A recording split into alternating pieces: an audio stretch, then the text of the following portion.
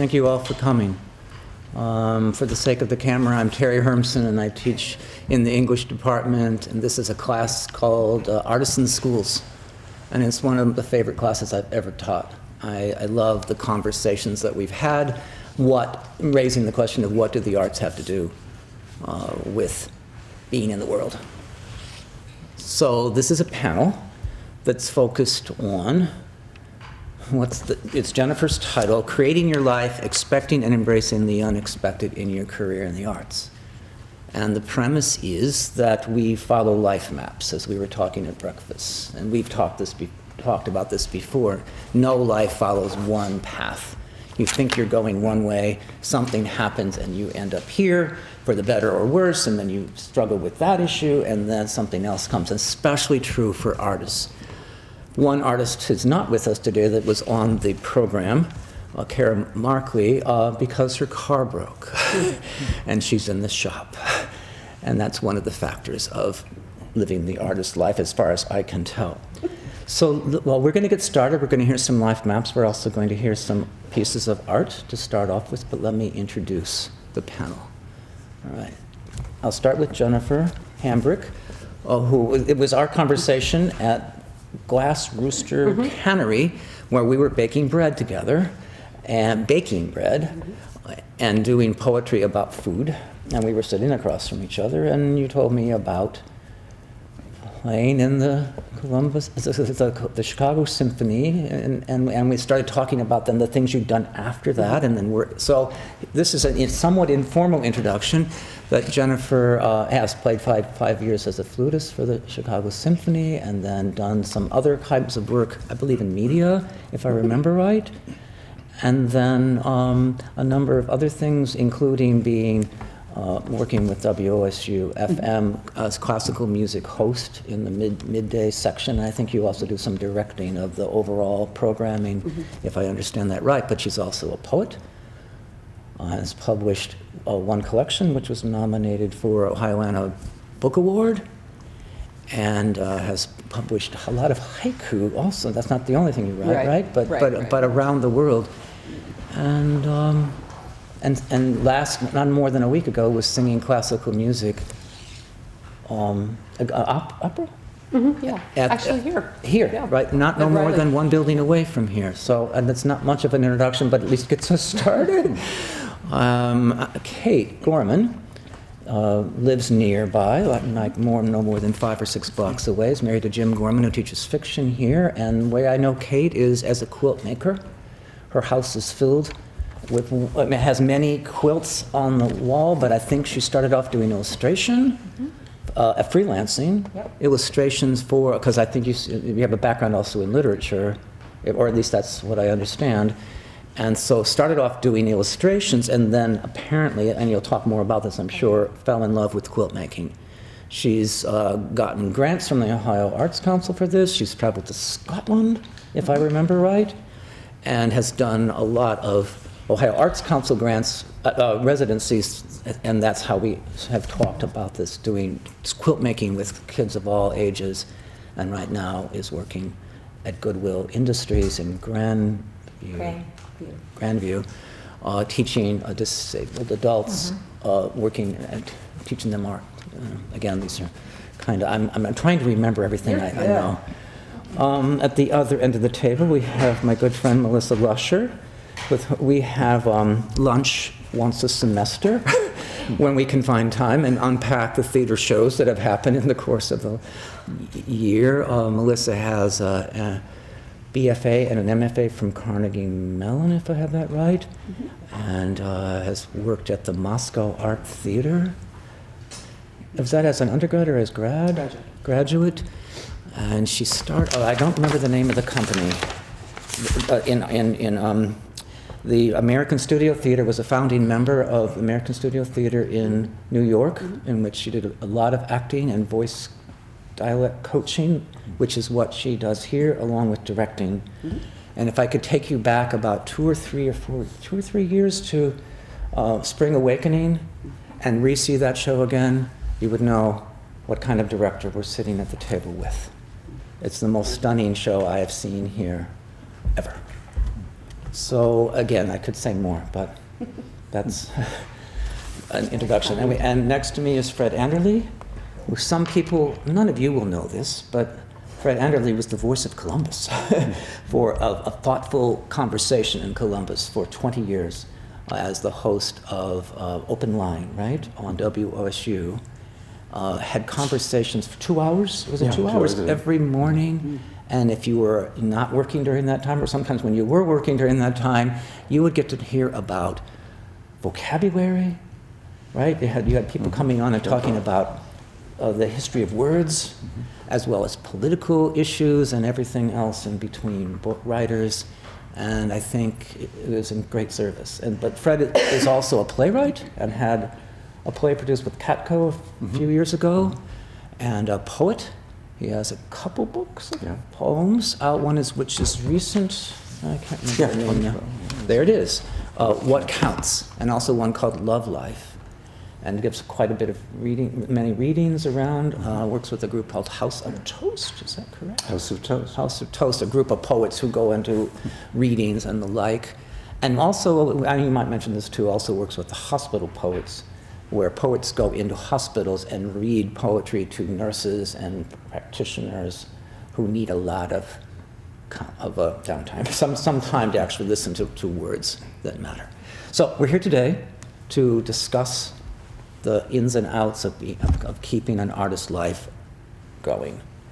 And so we'll get to that conversation in a couple of minutes, but first we're introducing your own art so people will know.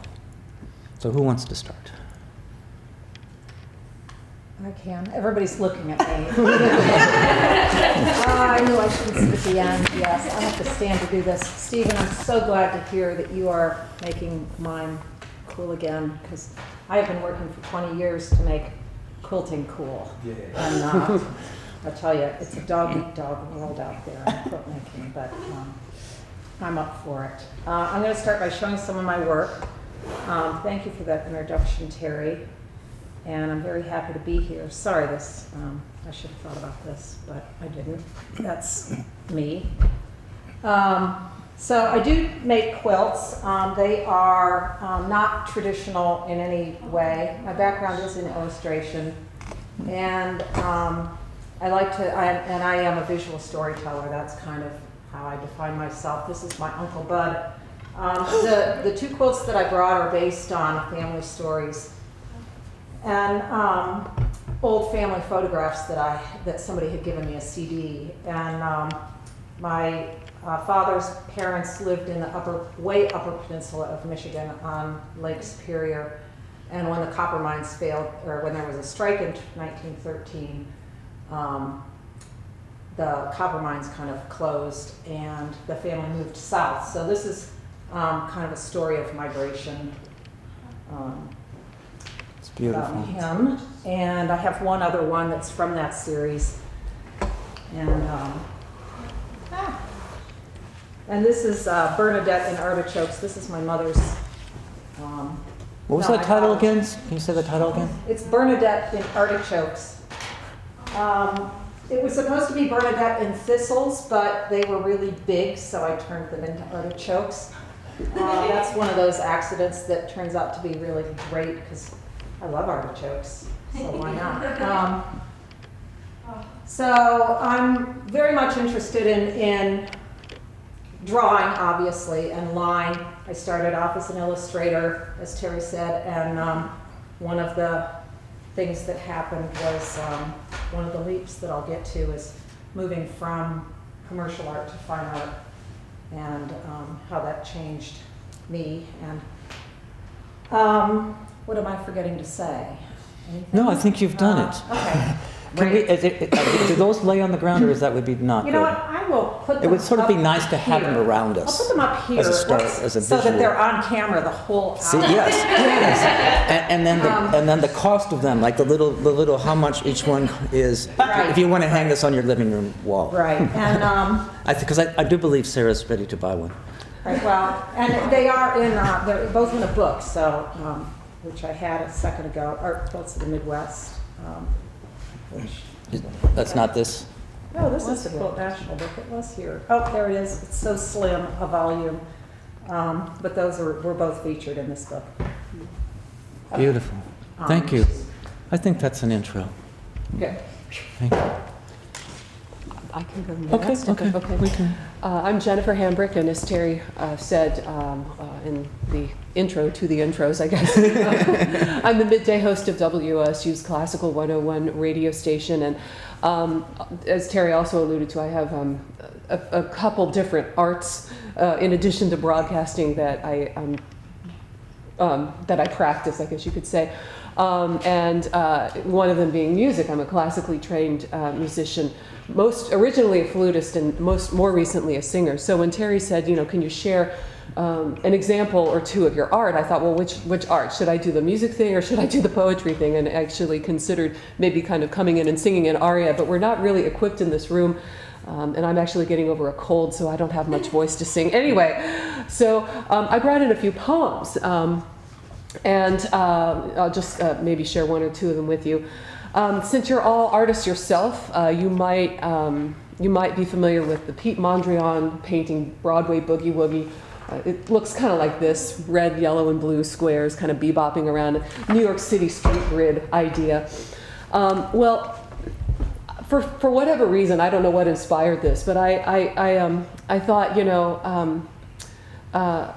well, I do know what inspired this, actually. I was thinking a lot a few months ago about how suburbia is a place and how life in suburbia is kind of unique, very different from urban life, very different from rural life. And I just kind of, I noticed during a weekday morning when I was off work one day, there's these ladies, mostly moms, kind of taking their power walks around the neighborhood, the suburban neighborhood, pushing their baby buggies, and it's a very common sight. And I thought it would be kind of interesting to sort of put Broadway Boogie Woogie with the sort of urban energy of New York City and a sort of suburban boogie woogie, if you will, of the moms pushing the baby carriages in a bag and kind of see whimsically, what came out. And so this poem was the result of that. This is Baby Buggy Boogie Woogie, homage to Pete Mondrian. Not dull cement squares, but red, yellow, blue, bebop beneath the mothersome beat of Nikes, twist and turn, skinny scat, under Under Armour, under up a baby, gliding, push, pull, pit bull, pretty girl, whirl around the block, noon o'clock, step by French-tipped tracts in Stepford gridwork, bumble ride, boogies by, baby boy lobs his toy, shrieks with joy, no time to stop, hop around the corner, then once more before back home, alone, no one to phone. So clean the house again, the din of baby-escent babble. Long hours to go to the store once more, want more than this. Walk more, walk some more, beat heels on blue, yellow, red. Walk more and more, still around the neighborhood, dead still, that never sleeps. Am I out of time? No, I think you're fine. Oh, okay. Maybe I think you're good. I can read another poem? Two is fine. Okay. And this poem, well, okay. I'll save my poem about nuns in Philadelphia for some other time. That's a teaser. Save it for the Q&A. This is a poem kind of inspired by more sort of, I guess, my family growing up. And it's called Matryoshka. And you know what Matryoshka is? Those nesting dolls from Russia, those wooden nesting dolls. And so a Matryoshka is a set of those dolls. The word itself, Matryoshka in Russian, has other definitions which actually appear in this poem. One thing I'll kind of call to mind before I start reading is that I have my own narrative in this poem going along, and then I kind of trope in or interweave in lines from the Our Father prayer. I come from an Anglo-Catholic background, and that sort of informed this poem as well. So if it sounds a little disjunct, that's why. So this is Matryoshka. In Sunday school, they told us we get prizes for memorizing it. Our Father. So in the kitchen, I spin in circles, babbling verses by rote, while a bundt cake bakes, and at the kitchen table, my mother's trying to read, "Who art in heaven." And Joan of Arc's more interesting than me or bundt cake, which she never wanted in the first place. "Hollow be thy name." And she tells me it's hallowed, not hollow, and I keep spinning in circles, not knowing what that means, but somehow wondering if maybe Joan of Arc is hallowed, and maybe the nesting dolls my older sister brought back from Russia and gave to me. Matryoshka, mother. Matryoshka, woman of distinction. Woman begets woman, down to the smallest doll locked solid in her wooden form, painted in the same matronly apron and babushka, smiling the same thin painted black line, cheeks rouged with the same pink paint circles. And forgive us our trespasses. With young, spindly fingers, I remove the tiny doll from the epicenter of her mother's, as we forgive those who trespass against us, and put her on the shelf with my herd of wild glass horses, fitting mother, grandmother, great-grandmother back together, distinction echoing for generations in their hollow core, on earth as in heaven. If we plotted what will happen to the microphone, we're doing it anyway. Should we just keep the sequence going? Sure. Well, it would be very difficult for me to demonstrate here the art of doing a radio talk show.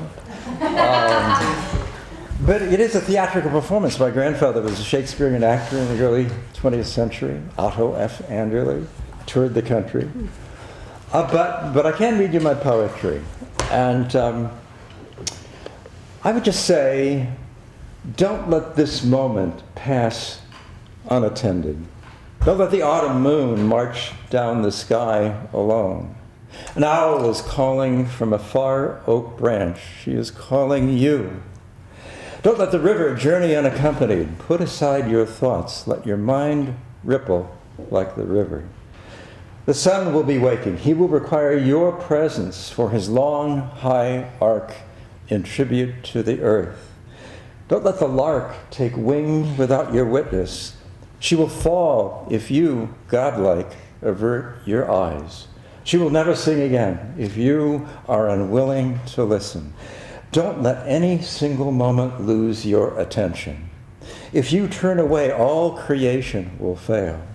And when you return, you will wonder why you, like the falling autumn moon, are completely alone. That's one. And just a second one, if I might. Some years ago, my father had a stroke. And so I wrote this poem called To My Father, Empowered by a Stroke. Empowered by a stroke. Father, I watch you poised beside the bed, trembling against your metal walker, gathering strength for the grand move to the dressing table across the room. You'll reach that table in minutes, grasp up your electric razor, cock your head back, peer around the blur of your cataract, earnestly inspect this instrument that every morning roughs your skin. You will sit 1 hour at the table, elaborately shaving your bristly face, slow movement, finding and pressing the switch, cautious scrubbing atop the beard, opening of the razor's portal, wire brush, painstaking cleaning of metal spotless just the day before. Your life is lived between this bed and table, your twice-a-day journey down the bathroom hall. It is a good life filled with meaning and pleasure. The triumph of your foot arched out and touching the morning floor, round grip of your hands still strong against the bedstead, slow haul up to grip the walker's arms, your smile when you know that one more time you can make it. And lying in bed at night, the stories you can tell, all about the old times when fire balloons filled the 4th of July sky, Halley's Comet flung itself across the firmament, and you stood watching, spellbound in the narrow lanes below. And when I tell you that grandfather spoke to me, that he will hold your hand and guide you across the wild expanse of earth and heaven. You slowly nod your head against the pillow, close your eyes, and whisper stories of your father and our fathers. When you sleep, I know you dream of love and light and every radiant glory. Then each morning you begin the ceremony of the razor. Firm hand, warm eye, narrow movement, blessing you and me, our slow time together, our still eternity. Did you plan this echo back and forth? No. Melissa. Hi, I'm Melissa Lusher, associate professor here and at Otterbein, head of the BFA acting program and the resident speech and dialects coach for all productions. Like Jennifer, I didn't know which art to pick. I started as an actor and then moved into speech and dialect coaching, and then literally 4 years ago found myself as a director. And interestingly enough, the most recent art is the art that I consider to be my true art, the one that all other arts were sort of pointing me to. So I decided to show a little directing. So everybody stand up. No, kidding. Everybody stand up? Kidding. Oh, kidding.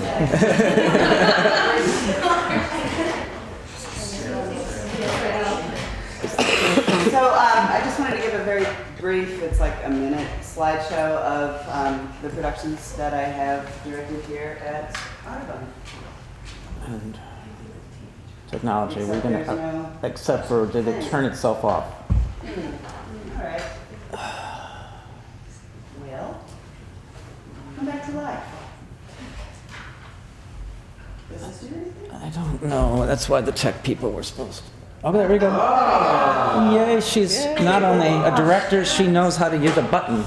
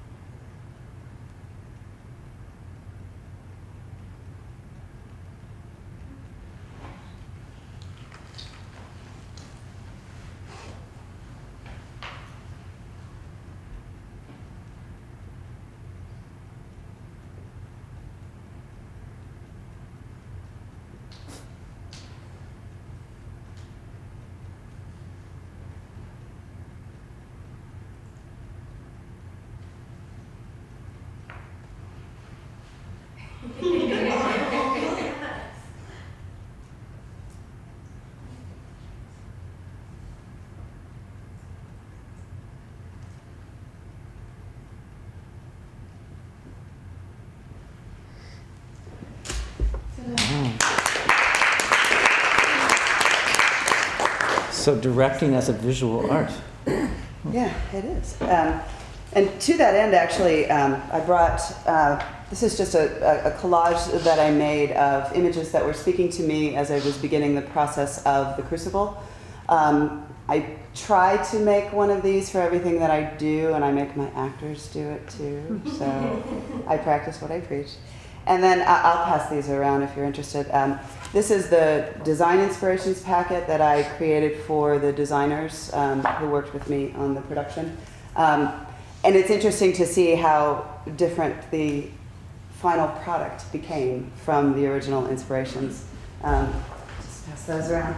I am also a dialect coach, a speech and dialect coach, not a voice and dialect coach, a speech and dialect coach. And that involves teaching actors how to do dialects that are stage-worthy and appropriate for the stage, because we don't ever want to sacrifice intelligibility for accuracy. So there is an art to dialect coaching. It's not just about a one-to-one sort of exchange between the sound changes. It is a matter of what will create the essence of the character, what will be respectful and honor the actual original dialect, but what can be understood by the average American audience. So to that end, I create what I call packets, which are basically little information about the history of the dialect, any sort of special notes about it, notes about the placement, the pitch, the melody of the dialect, and then direct sound changes, which are then, like I said, sort of modified to some degree to make sure that we are always serving the story first. And that's where I think my two arts combine, is that they're both about telling clear stories. So I can pass this around. But I did originally start out as an actor, and I do that as much as I can. My last acting gig was playing Barbara in August Osage County, and my next one is coming up next fall. Shh. I can't talk about it yet, though. So it's me. Well, thank you all. So with those introductions and those inspiring words and images and stuff. Let's start and jump into the topic, which is what we were talking about at breakfast, and what we have talked about is what's the life map like for, especially when you take aspirations in the arts, the wish to do art in the world, which is glorious and also difficult to do.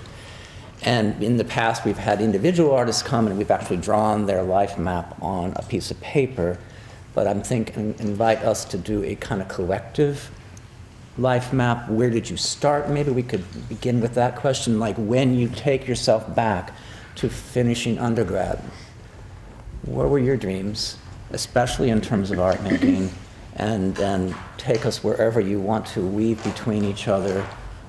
Where did that all go? And especially, where were the turns? Those turns that you couldn't predict, that led you a different way. So with that introduction, then we'll leave at least 15, 20 minutes for you all to ask questions. But if you want to toss in a question at some point, like, wait a minute, could you say a little more about that? That would be welcome. So again, start somewhere with a story.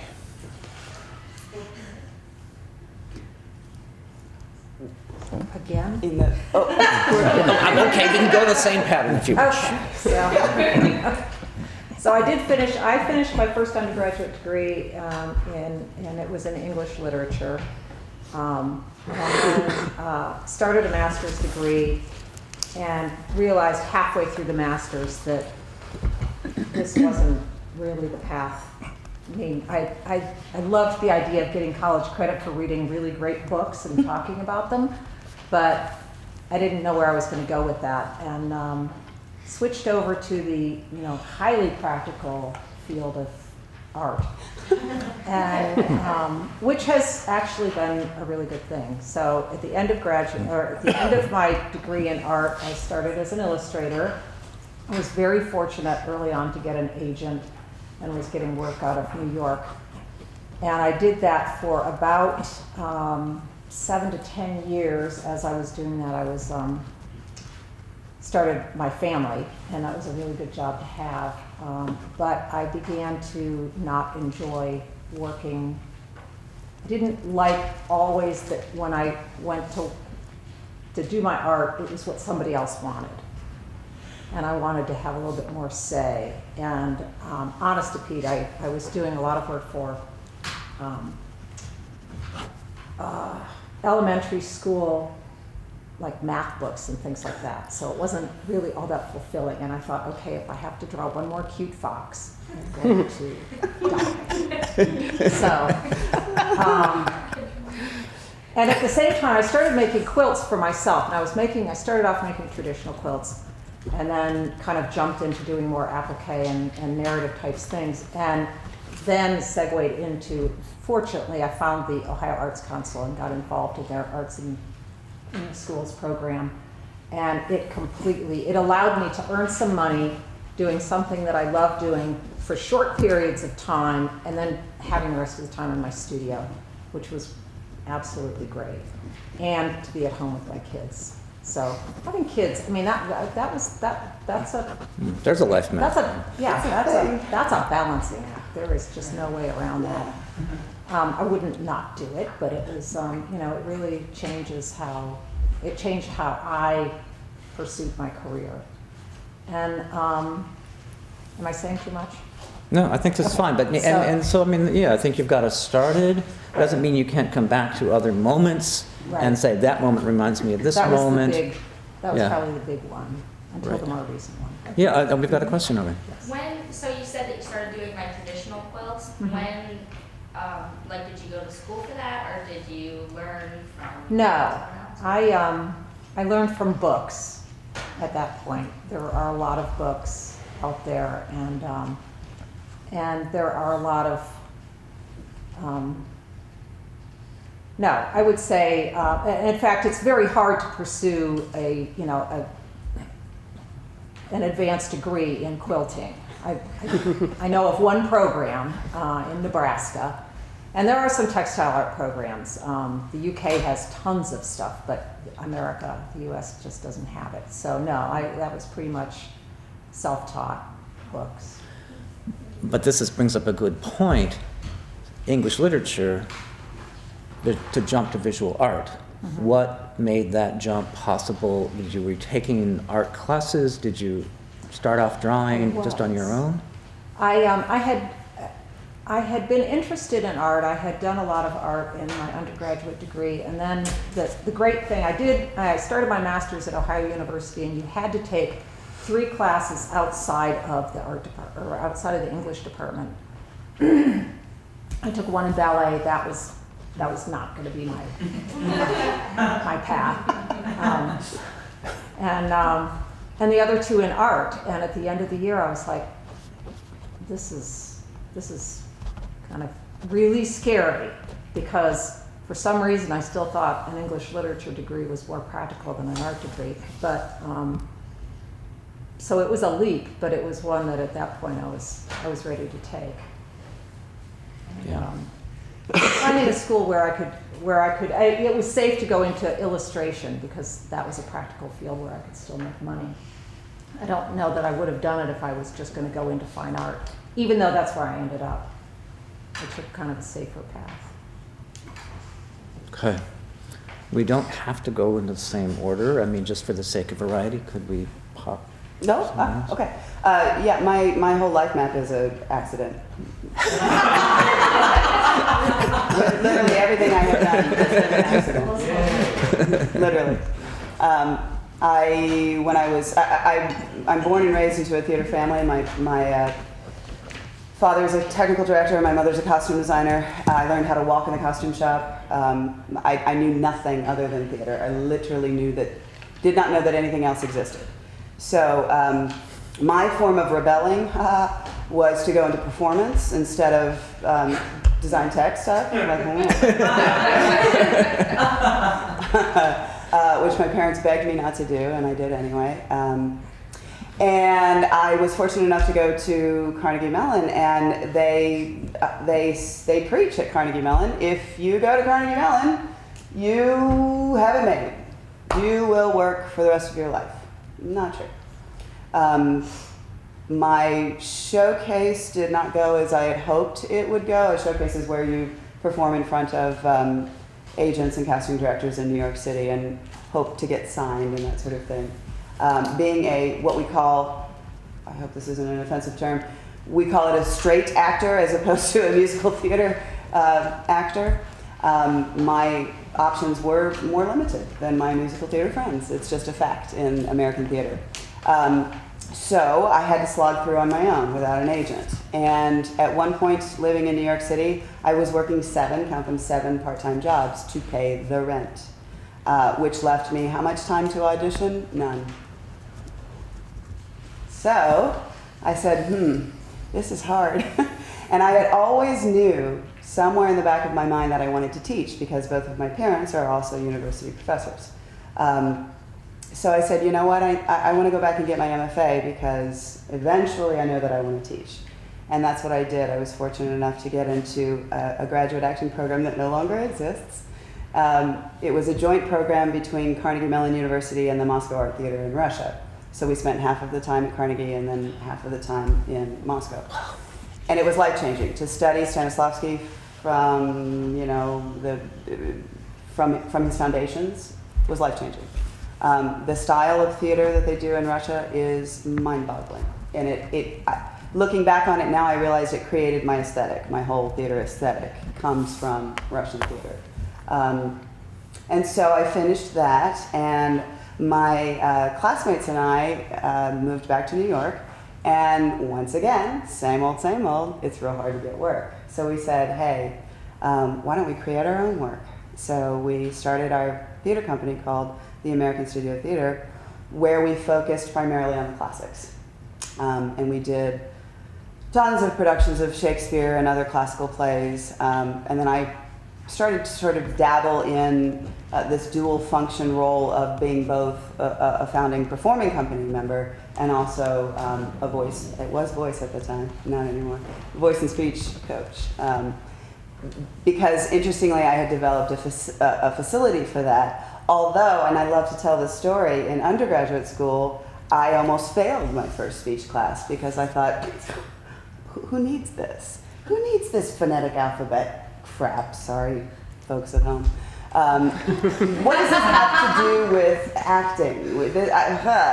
And I was in real danger of failing the class. And then suddenly, something about that sort of standing at the edge of a cliff about to fail lit a fire in me and gave me an enormous appreciation for the craft of speech and dialects. So after I got back on board with speech, we moved into dialects, and I realized I just had a natural facility for it, which isn't always the case. And you don't have to, by the way, have to have a natural facility at dialects to be able to do them, but you know, it helps. So once I started my company in New York, we were lucky enough to have one of our members who was independently wealthy. Her family was incredibly wealthy, and she was able to provide us with a rehearsal space and to provide us with funds to rent theater spaces to do our performances. We would have probably never made it otherwise. So we were very lucky in that way. But still, I had this nagging need to teach. I just always wanted to teach. So that's when I began the search, the 7-year-long search for teaching work. And when I eventually got the job here, it was primarily for speech and dialects, which is interestingly, like I said, something that originally I thought, well, who needs this? Then I discovered I had a facility for it, but it was never the thing I set out to teach, but it was where the job was. And luckily, since I've been here, my chairs have allowed me to morph into doing more of the other types of things that I'm more sort of trained and suited to do, like teaching acting.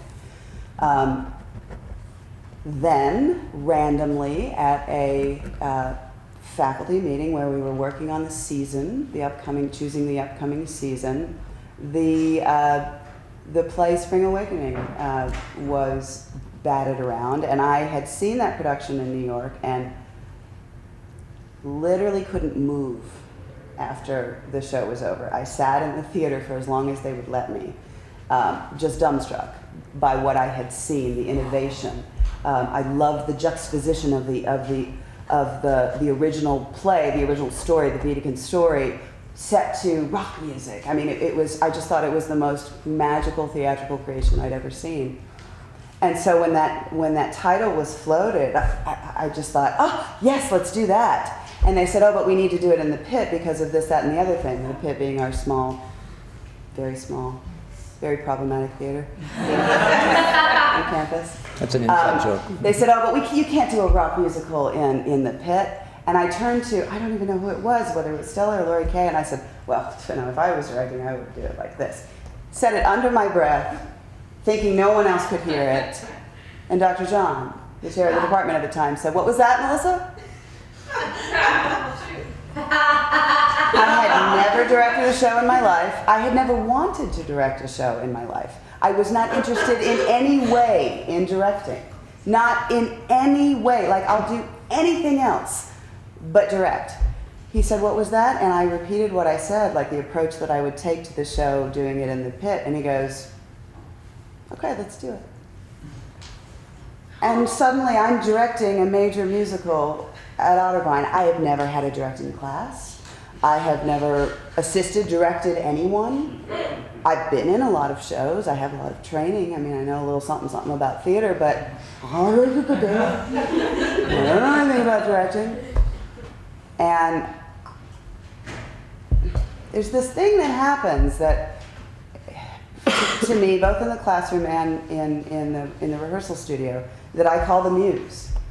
You go in scared to death, thinking you don't know anything about anything, and something takes over. And you become this vessel for a vision, for a way to talk to actors, for a way to create a story that you didn't necessarily even know you could do. And I call that weird little voice that might just be schizophrenia, the muse in me. And the muse was working. And I fell in love with directing. And that now there's like nothing else I want to do.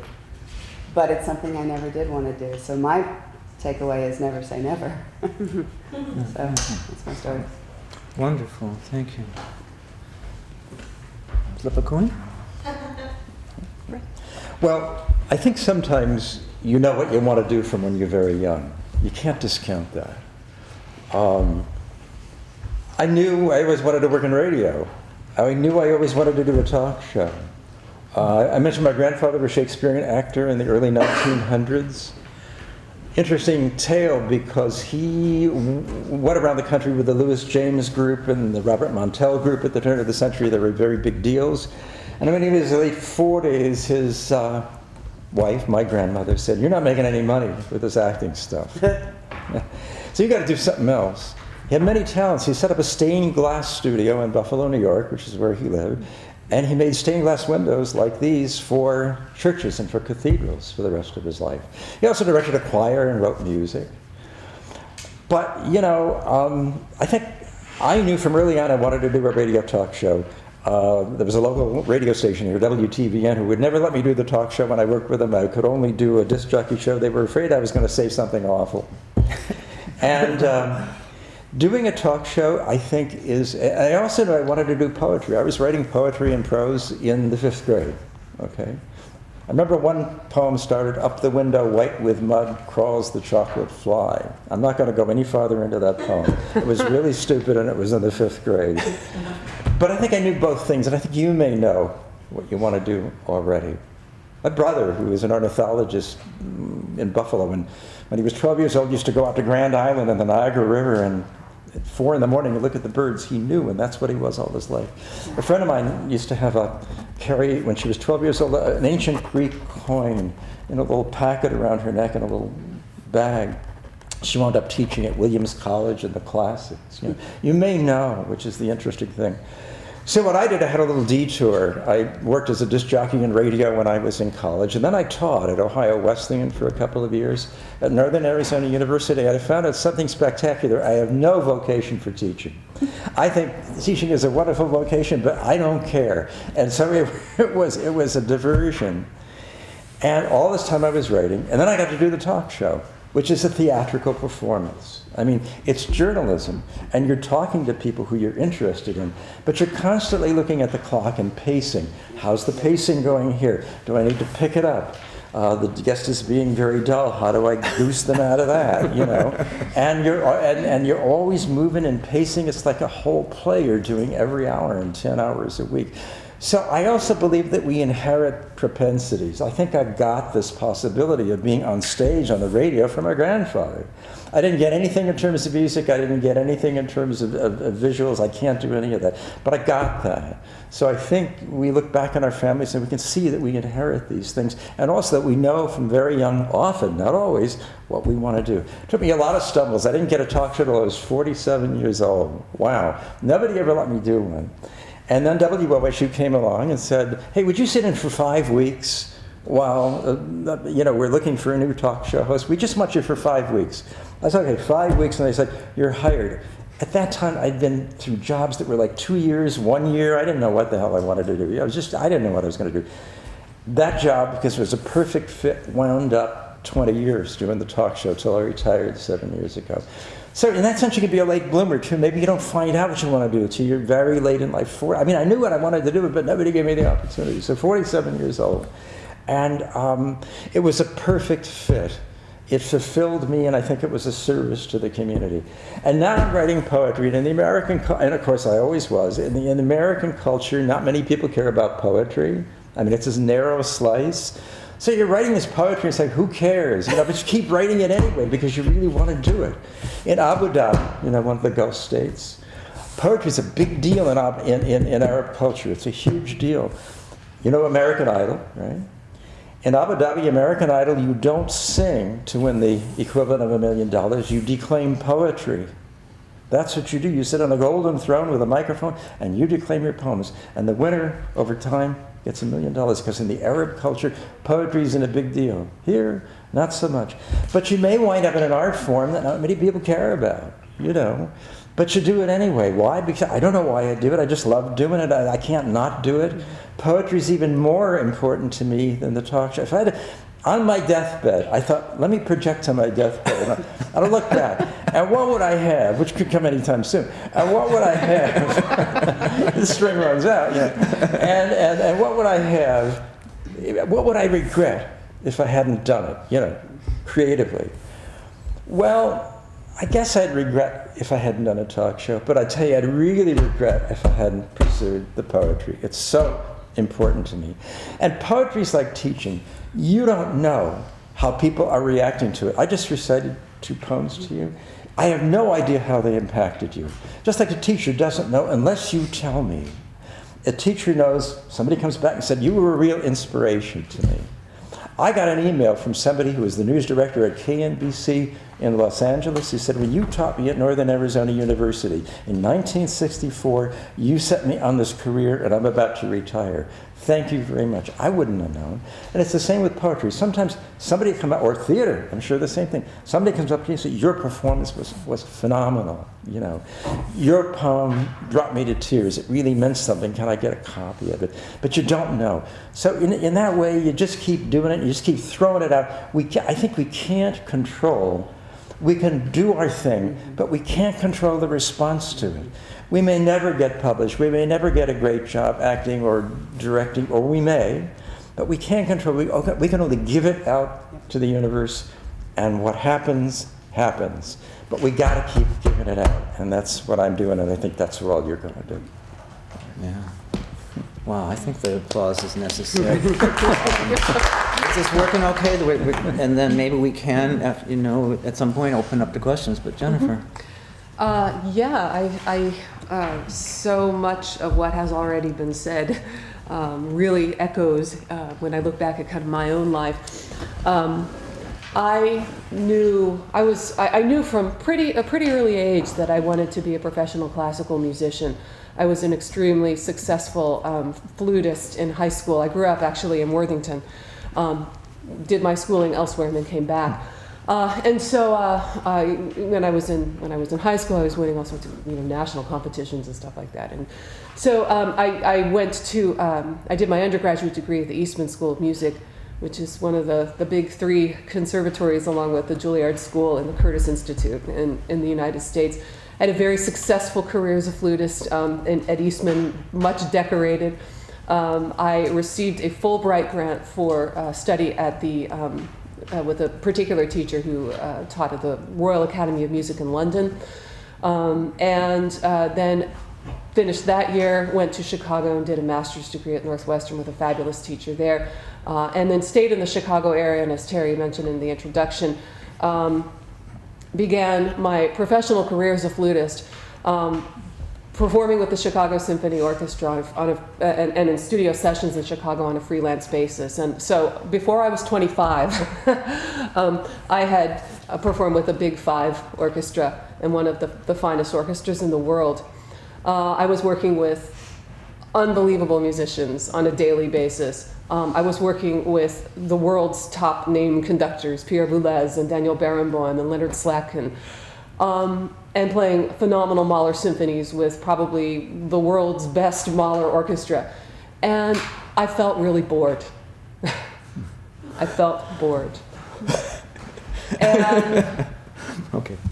you know, I mean, there were some things that were exciting about it and interesting, but when I sat in the orchestra and I had to play very much like everyone in the section, that, you know, as opposed to how I played, you know, when I did a solo recital, that's when the light bulb kind of went on for me, and I said, you know, this is great, but I'm playing with the Chicago Symphony Orchestra. I'm 24 years old and playing with the Chicago Symphony Orchestra, and I shouldn't be bored. So there's something wrong. There's something wrong with this picture. And so I kind of did some soul searching. And, you know, I mean, to the extent that at 24 years old, I could do, I said, you know, what this is it feels really limited. It feels really narrow. I had this very specific and specialized kind of instruction, and similar to your sort of your training as an actor, a straight actor, as it were. You know, I realized, you know, I'm kind of a one-trick pony here in a way. And what do I really even know about this music that I love and that is so great? I don't really know. I know how to play it, you know. I mean, so I thought, okay, I'm going to step back from this performance career just a little bit. I'm going to, you know, go to graduate school in musicology, which is still a niche. But, you know, I thought, you know, if I'm going to actually be a musician, I need to really know more about what I'm playing. So I entered a PhD program in musicology at the University of North Carolina at Chapel Hill. And actually pretty early into that program, I realized, you know, okay, this is going to train me for an academic career. And my gut just told me early on that I don't think that that's my path. And that's sort of what I heard, you know, from part of your story as well. You know, kind of early on, that this is great, but it's maybe not my path, you know. But I finished the degree for a variety of reasons. I'm one of these people who I always finish what I start, regardless. And so, from beginning to end, it was 6 years in an MA PhD program. Humanities PhD programs, good humanities PhD programs, actually, you should feel, I think, a little bit like you've been through the ringer when you finish them. Certainly when you end, you are not supposed to be the same person as when you began. And intellectually, that was definitely the case for me. I wrote a dissertation on genre and aesthetics in Hector Berlioz's Romeo and Juliet Symphony. So I was working in research largely in the same repertoire that I had played when I was, you know, playing in orchestras. And I was able to use my foreign language skills. I started out actually at Eastman as also a dual major in French at the University of Rochester. And that came in phenomenally handy for my dissertation research, most of which was in French and also German. And I was dealing with heavy-hitting kind of aesthetic, philosophical issues that had to do with this really beautiful and elusive art form. You know, and it was intellectually very, very engaging. And I also had the opportunity to work with a musicologist, Mark Evan Bonds, who was my dissertation advisor. He's a brilliant, brilliant, brilliant musicologist and one of the finest writers on any subject in any genre I've ever read. His prose, though it is academic prose, it is just absolutely poetic. And I learned how to write from him. I learned how to write from my dissertation advisor, and that's key. And I will ever be grateful for that. But so I finished the dissertation, and I taught for a year at the University of Iowa. But in the meantime, I got married, and my husband was also an academic. But for various reasons, we actually decided to come back to this area. Some of the reasons were family related, since I'm from here originally. And that's another important piece, I think, as well, as this session is called creating your life, right? It's not creating your career, it's creating your life. So many factors come into play. And when I came back here, I knew just instinctively my gut was saying, look, okay, you write, you want to write, you want to do media writing.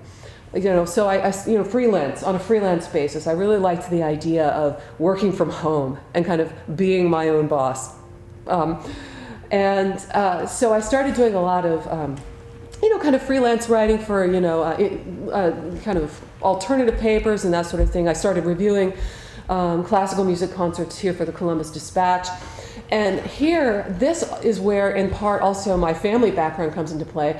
My father had been a news reporter for the Columbus Dispatch for 30 years and had worked as a news reporter in other states before he and my mother and sister moved to Columbus, and I was born here in Columbus.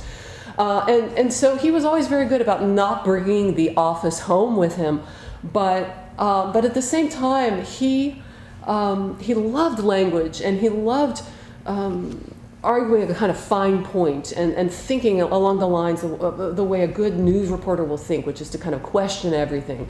My mother also, she was an academic, a historian, and earlier in her academic training, she had completed a master's degree in English and was sort of a literary mindset as well.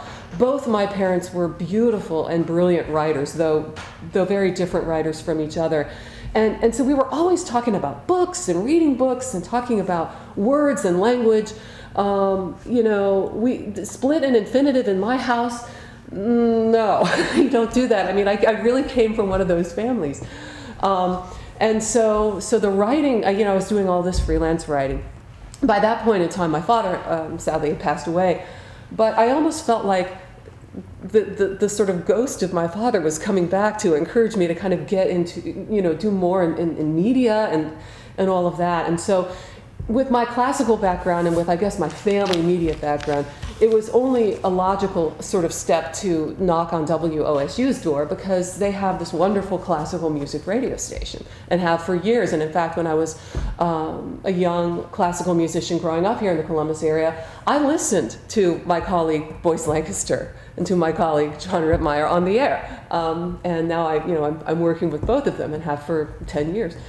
And so I knocked on WOSU's door. I kind of said, here I am, can we work together? And to make a long story short, the answer was yes. And I've been at WOSU for actually 10 and a half years, I think this month. So is that kind of enough of an introduction? And you get a sense for sort of where the moment was where I said, there needs to be some kind of a change. And then that took me off in a different direction, and I kind of kept following that direction. The poetry came much later. About 5 years ago, and we can talk more about that if the conversation lends itself to that. And the singing actually came out of both my radio career and my earlier classical music career, though of course being trained as a professional flutist is not the same as being trained as a professional classical singer. So I've been working on that, and now I'm actually doing some performing with some phenomenal musicians in this area, Orla Alonso and David Thomas, who's the principal clarinetist with the Columbus Symphony Orchestra, were my collaborators in the performance here at Otterbein that I gave a week and a half ago that Terry mentioned in his introduction. So that's kind of in a nutshell how I got here. So the only thing missing in this presentation is we should have had a big board up here in the background with some people drawing these life maps because it would look like, but isn't that the point? So marvelous, I think, stories. There's more to say, but wouldn't it be good at this point to ask you all to toss in what do you want to know, further stories, overall thoughts? Yeah. I think you mentioned it before, way earlier, but it's very interesting to me. How do you balance doing the art for commercial game, and how do you balance them for fun? Because I feel like they can go together, but also at some point you sort of have to make choices on certain projects or not. I just want to know how do you balance that throughout your entire life, especially with families and such. I work now almost full-time at a studio with adults with developmental disabilities, which is a really wonderful job. It's probably the best job I could possibly think of for me.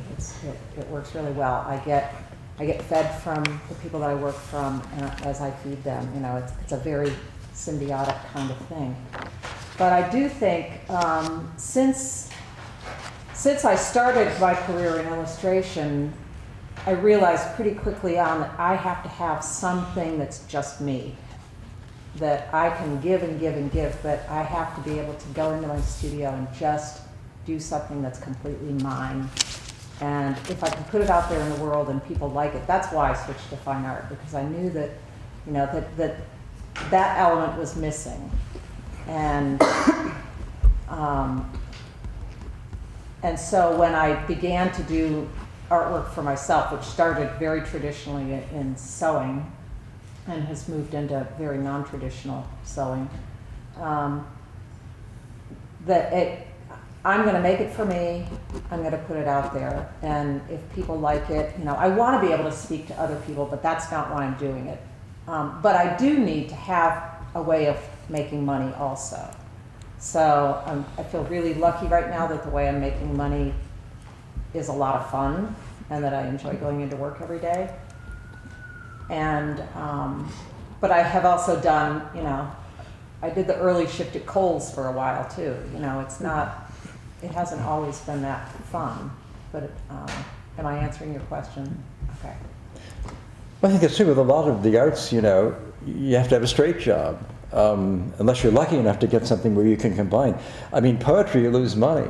You got to buy paper, you got to buy pencils, you just have to see, you can send it out on the internet now. So poetry has to be something you love, and maybe you work at the post office during the day, or maybe if you have the vocation to teach, you teach. But there's not a lot of options for a lot of art, and I think visual artists, I think that's absolutely true as well, unless you strike it rich some. I mean, there are two poets, Billy Collins and Mary Oliver are on the top, you know, New York Times list, and forget it for everybody else. The average poetry book nationally sells 200 copies, okay? So with poetry, we know, Jennifer. Yeah. I'll, absolutely, you're absolutely right. You do not. You cannot be a professional poet No. in the sense of I get up in the morning and I spend 8 hours writing poems and I bring home the bacon. You cannot do it. But I would like to add something as well. When I came back to Columbus, after all my training and you know, this kind of nice career in Chicago as a performer, and I started working. I was doing all this freelance writing and working first part-time for WOSU and then full-time. Even though I was working, as it were, in classical music, writing about music, broadcasting classical music, which actually is really large.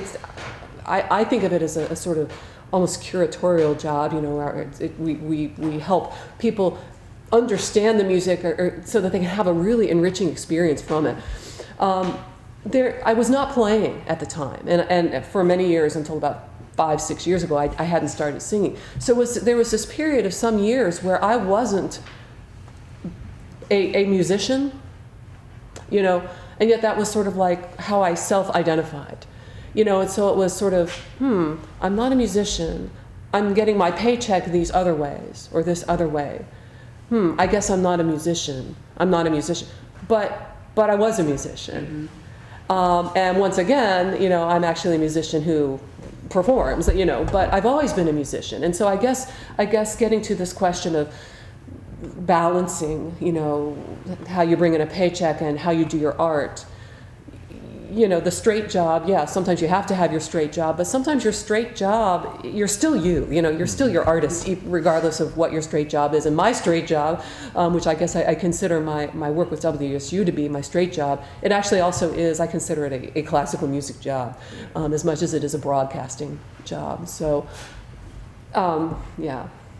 So, but there can be an emotional piece to all of that, and how you identify yourself. And again, getting back to this point of you're creating a life, you're creating who you are. You're not creating a job for yourself. You're not creating even a career necessarily. So it's, that I think it's really important to constantly be looking at who you are in every aspect of your being, emotionally, socially, artistically, intellectually. Are you just having fun?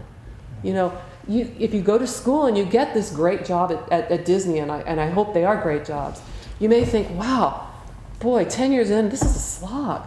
But I went to school to do this, and this is my dream job, right? But it's a slog. But it's my dream job, but it's a slog. Be honest with yourself.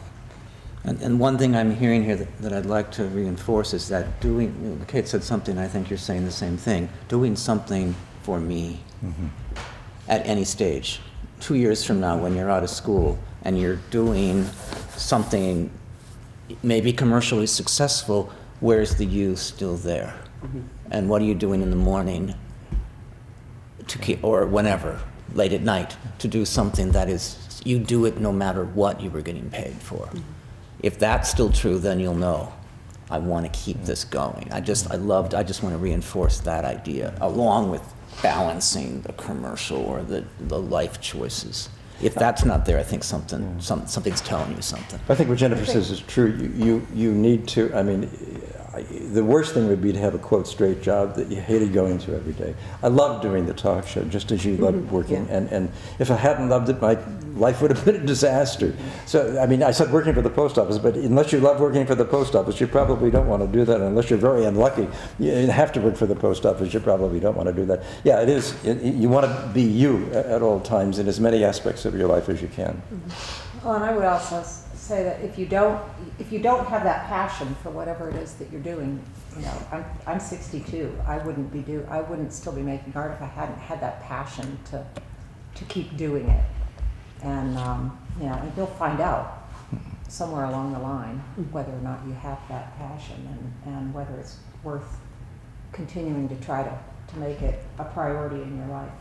And this you'll find out aspect it applies to any career. Right. Whether you're going into banking or accounting or something, very kind of creative, just right off the bat, and life is like a box of chocolates, right? You do never know what you're going to get. But I also think that I never expected to be a broadcaster. I guess if you had asked me 20 years ago, is broadcasting a creative field, I probably in my ignorance would have said, well, no, you just talk on the radio, or whatever. That's a silly thing. But it's very creative. I work every day with some of the most creative, inventive people I have ever met at WOSU in my daily job. So it's a job that I never thought that I would do. I never thought I'd do it. The thought never crossed my mind. But it is creative and it is rewarding, and to some extent it is, I think, also a service to the community, and certainly a nice thing for a community to have a radio station like Classical 101. But so don't be, the surprise job can actually be incredibly, even if it's off a little bit of the beaten path that you thought you'd be going down, it can still be incredibly creative as well as incredibly rewarding.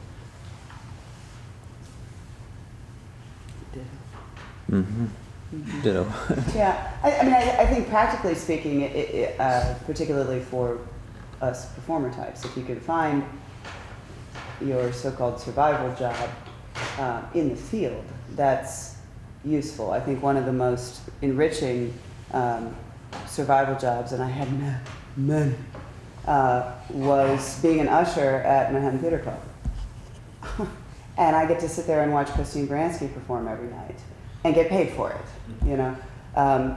Harriet Walter, these huge greats in the field. And I was paid for that. Not much, but I was paid for that. And I always say that no matter what you do does not define who you are, first and foremost. And secondly, whatever you have to do to sort of stay alive in this world, make sure that you are doing things to keep your soul alive, doing things to feed your soul. Make sure you're going to a museum, or you're taking a walk in the park, or you're playing with a 3-year-old, or whatever it is that feeds your own soul, so that you're not tempted to buy into this false American belief that you are what you do. Because you're not. You are who you are, and it goes way beyond what you do. It goes even way beyond your art. Yeah, Yeah. it's nice. I've got other questions, but let's go with what you have. How do you all, like, you all families, how does that impact your like, well, I think it's a valid question. Oh, It's a great question. It just, oh my, okay. Like, how's it impacted your careers? How have you worked around it, and how have you still found yourself successful from when you've gotten married and children? Like, oh, okay, no, From married to Married with children. to when you have children. Right. I'll jump in just briefly. My husband and I don't have children, but I would maybe question a little bit this idea of which is part of your question, how do you work around your family? I don't work around my husband, I work with my husband. And if if a career decision isn't right for both of us, then it's not right. I'm just speaking for myself. Because again, I'm not just my career. I'm not defined by what I do for a living, or even, if I want more time to write poetry, I'm not going to insist that my marriage suffer because of that. And these are just decisions that, that I made, before getting married. This is part of who I am, and it can't suffer. I happen to have the most wonderful husband in the world, so I don't feel like I have sacrificed any dimension of who I am creatively, but that's because we work together. Perhaps I just phrased my question. Yeah, no. I don't mean to pick on you, but yeah. It's your question is an excellent and very important one as we're talking about building a life, and I could not imagine life without my husband. So. And I'll chime in too, but I think unless it's working, unless the person and the family situation, you will know whether it's supporting you or not. And if they're denying the side of you in some essential way, something's wrong. That's a good point. But if it's working, then it's going to feed the art, I think. I don't think there's any easy answer, but let's hear Alice. Well, myself and my partner of 28 years, Marlene, she's a fiber artist and a fused glass artist. And I think it's the support we give one another. I mean, that I am attentive to what she's doing, and I give her encouragement. She's attentive to what I'm doing. She gives me encouragement. So we're supportive of each other, and we give each other the time and space. I mean, when I go into my office upstairs to write, our agreement for 28 years has been, I cannot be interrupted for anything except fire or flood. and same, when she closes her door, I don't knock on the door. But it's more than that. It's the support you give one another, the encouragement you give one another, and the respect you have for what each other is doing creatively. I'll go so far as to say I think there is a certain degree of sacrifice, although I'm not sure I'm really fond of that, the implication of that word. But there is a giving up. With a child, I cannot, in my own good conscience, or with my own views of what I want, the kind of parent I want to be, I cannot go away to New York for a sabbatical for 3 months and leave my son behind. I cannot do that. And therefore, I don't get to do that opportunity, whatever it might be. But by the same token, especially in the theater, but I think with all of the arts, your life is your art. Your life is what informs your art. I could not have directed The Spring Awakening that I directed before I had had a son. I wouldn't have understood what the real story is there before I had a child. And so there is some degree of give and take or sacrifice or whatever the term may be, but it's worth it because ultimately my family informs my art, and then sometimes my art informs my family. And I just have to get used to, for 6-7 weeks out of the year, my son calling me daddy because I'm never home. So, it's true. I get used to it. But he remembers after a while. It's okay. I think I agree with mostly what everyone has said. I think I just realized from when you were talking, Melissa, that I probably have to credit my son now for getting into a career that I have, because when he was born, I decided I was going to make him a quilt. Yeah. And that kind of, I won't tell him that because he already wants credit for every good thing in my life. But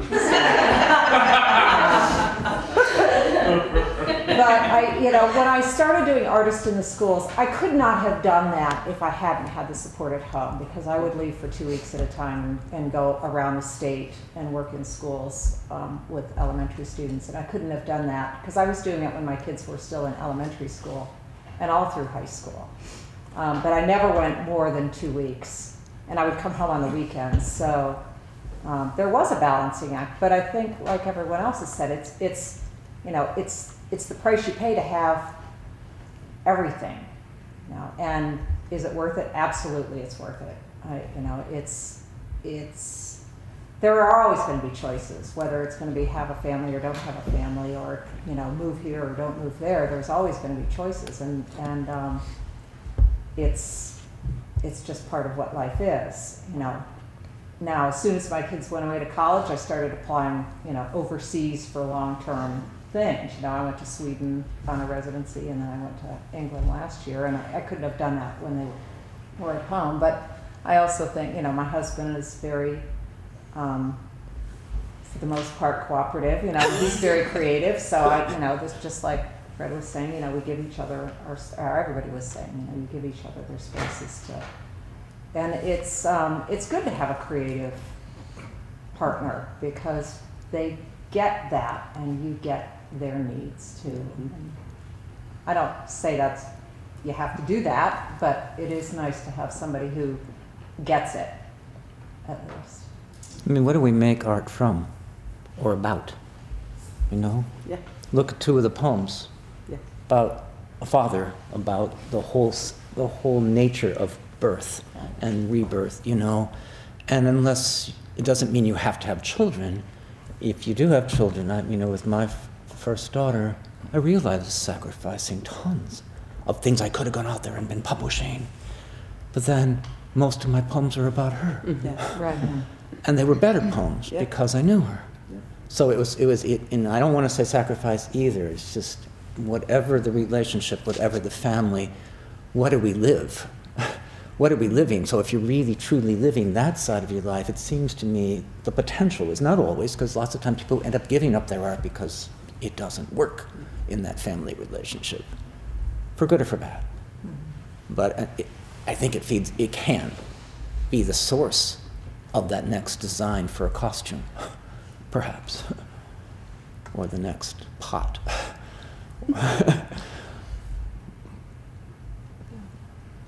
Yeah. Graduate school's on my radar, and I've been advised by one person at the table to not jump immediately into grad school. Besides gaining life experience, what are more positives to waiting to grad school route out just a little bit more? Told you more than that. I know. It's one of the big The world inside a university is not the same as the world outside a university. And chances are, you know, wherever you go to graduate school, you will probably not get your first, you know, job there within the university that will then you will stay with for 20, 30, 40 years, you know. If, you know, I mean, maybe what I am saying is sort of a version of it. You will get real world experience if you're not in the university. But I think if you are not in university, you could find that great big break, or you could find that great sort of you didn't call it day job, but that great sort of side job that ends up being the career you love. With that maybe because you're in this sort of otherwise if inside a university you're in this kind of cloistered environment a little bit, you might or you might not find. You might or you might not. You know, I'm not advising one way or the other, and specifically you. I mean, I don't know you, but it's okay. But yeah, so. You recall what I actually said, which is I believe that you need to be out in the world to be able to process your undergraduate experience and know where the holes are. Because no undergraduate experience is perfect and complete as it is. That's kind of why they made graduate schools, right?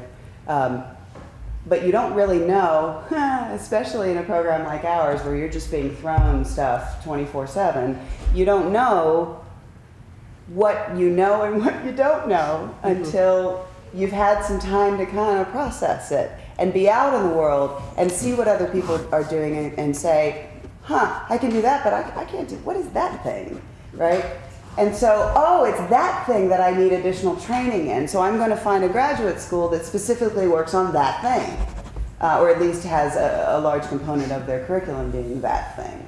So I think you need time to process the undergraduate experience before you know, at least in theater, can't speak for other things, before you know where the holes in your own training are and what kind of program would adequately fill those holes. That's what I actually said to you. Thank you very much. And now it's on camera.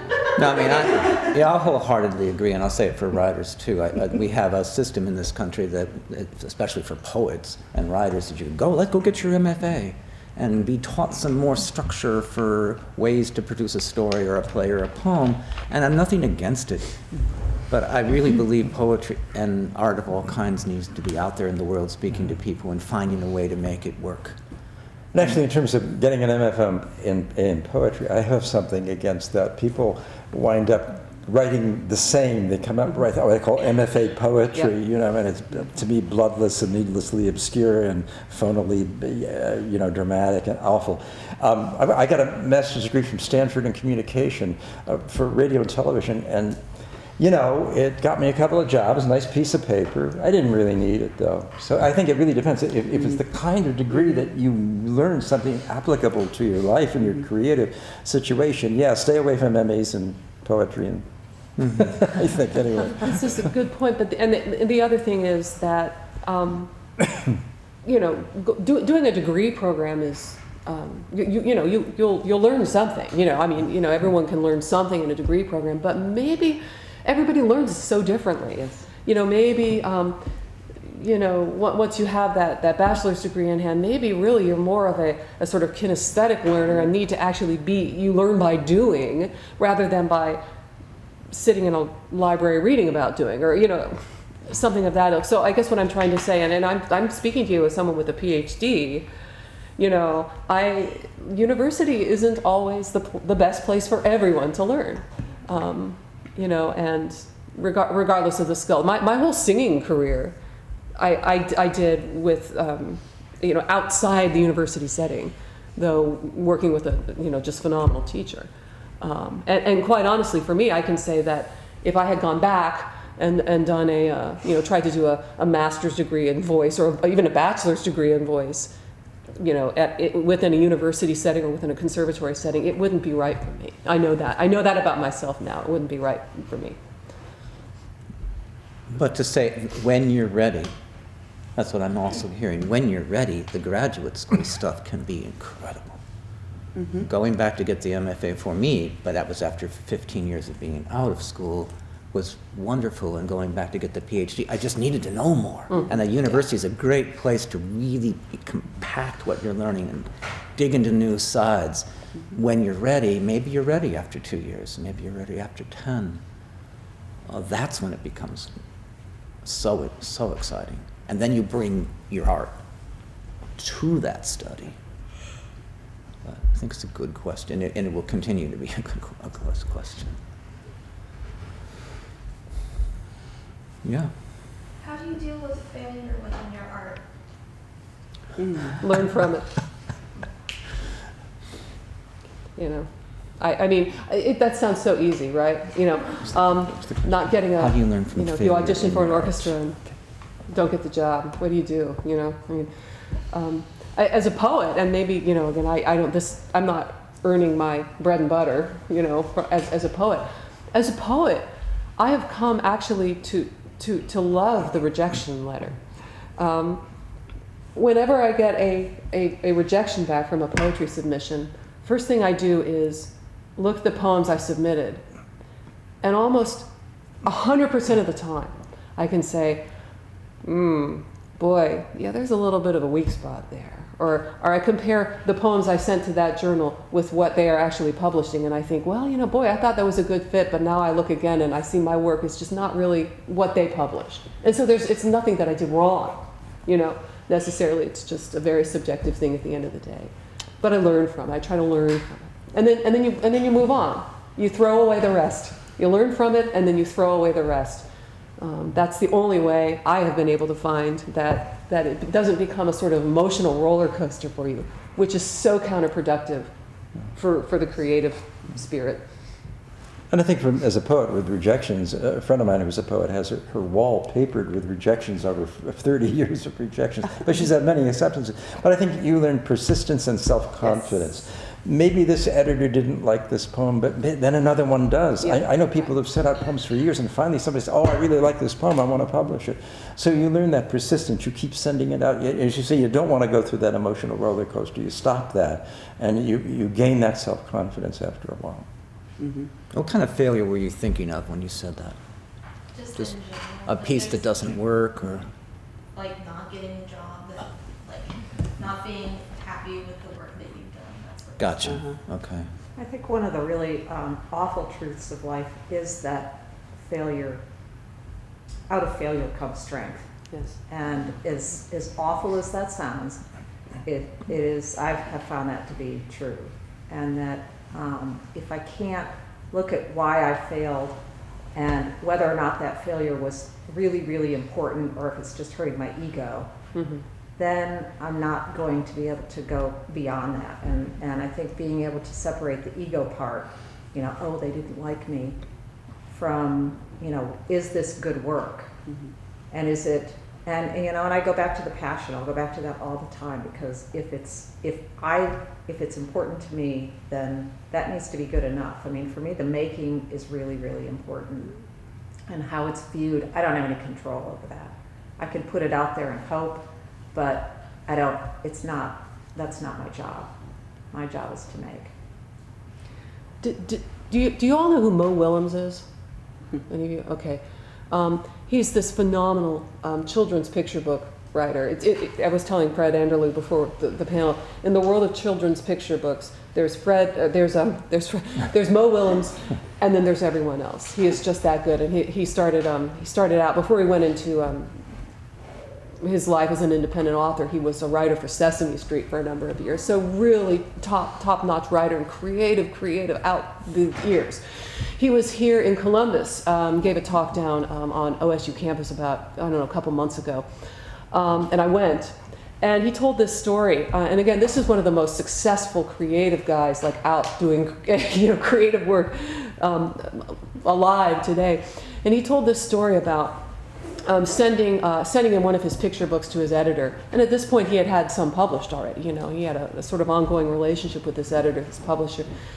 And the editor, after a couple weeks or so, gets in touch. He says, "Yeah, it's great. We like it. Everything's great, except the story And the pictures.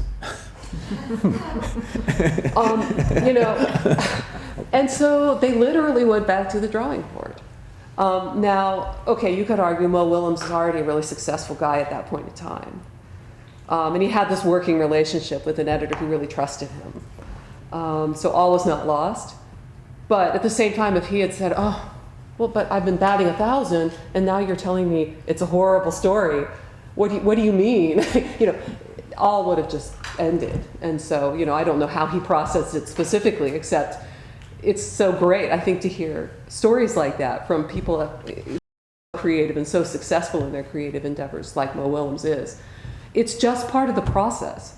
I mean, it really is. How many times, I mean, Fred, I'm sure that you've started writing a poem or probably have, I have a scrap file of poems that I'm like, you know, these will never see the light of day. Yeah. But I go back to them, maybe I'm working on some other poem years later, and I say, wait a minute, didn't I say something about that? And I go in my scrap pile and I kind of pull something in, you know, so a failed poem isn't necessarily a failed poem, you know. I recently uploaded all of my poems to Dropbox, right? And there were 2,600 of them. And, you know, most of them will never see the light of day. They're not good enough. Most of them, and talking about failure, most are not going to be any good. But there are those few you go back to. And you go back and you work on it, maybe for years. Mm-hmm. Yeah, absolutely. I mean, thinking this question of failure applies not just to artwork, but to, I think we've already said, jobs. Mm-hmm. You know, you're working for one of the best symphonies in the country or the world, and it's not a failure, but it feels wrong. Mm-hmm. It felt wrong. Yeah. And I'm thinking of James over here is not doing, you're not looking toward art, want to work with water inequality. Maybe you get a job and it's a failure. Mm-hmm. It's not what you want to do. You thought it was what you wanted to do, but then you're doing 2 years. You got to stay with the job because you got to earn some money.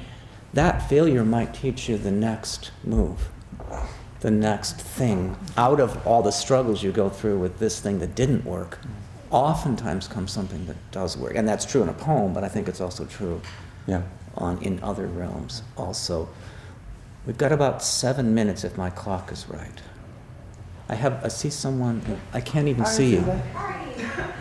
Have you ever questioned if your art is the right path for you, and if so, how did you deal with that?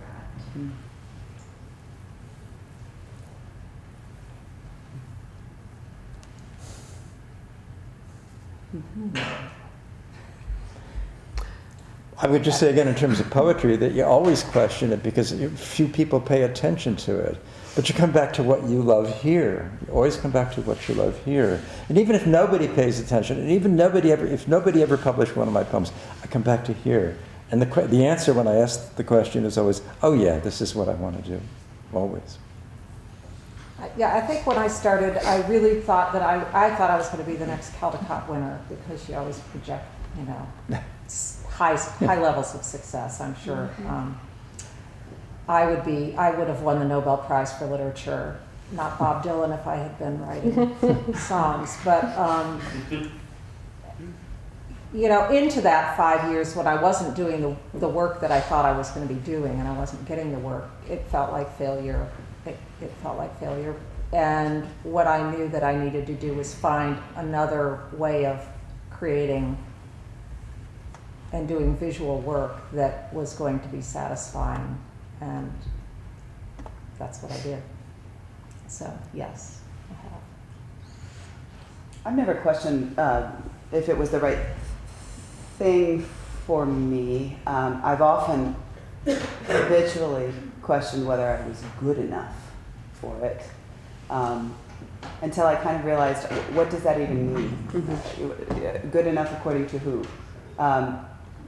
And ultimately, I think the barometer is yourself.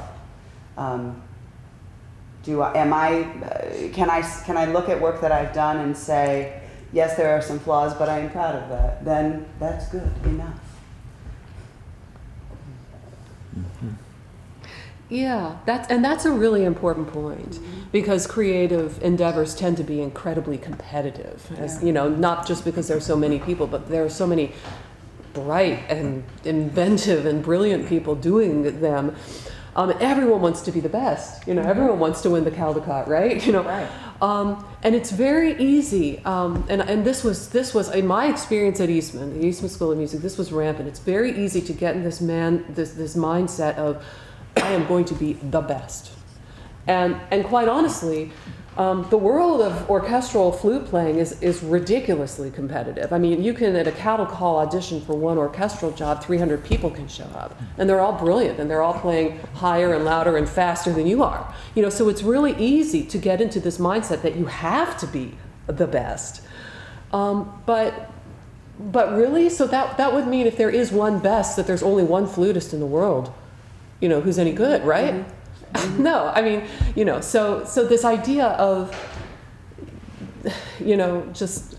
becoming obsessed with just success, phenomenal success, and being the best in these superlatives, just get rid of that.